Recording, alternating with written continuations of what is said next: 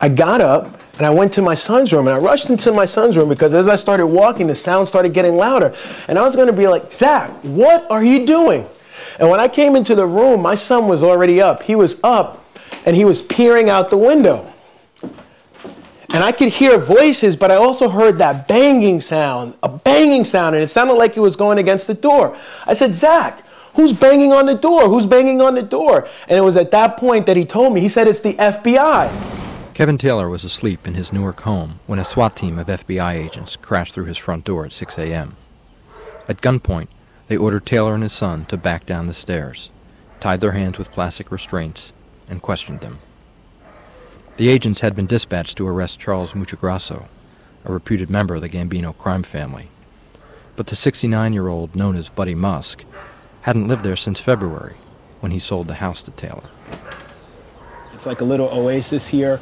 Basically, it's kind of like Leave It to Beaver. You know, your neighbors wave to you in the morning.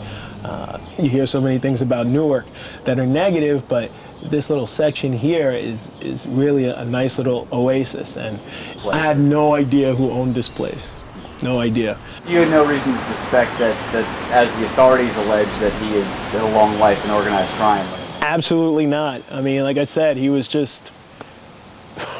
He spoke about his grandchildren. He spoke about his children when we were here. Their pictures were all throughout the home. So there was nothing at all that would lead me to believe anything negative. Boom! Again, another bang. And I heard the front door just go through.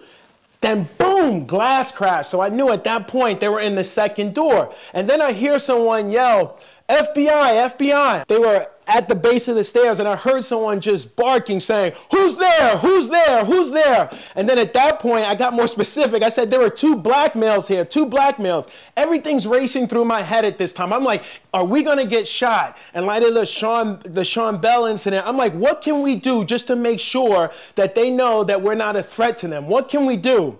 As I get down the stairs to this base right here, I'm grabbed by one of the guys. One of the guys grabs me.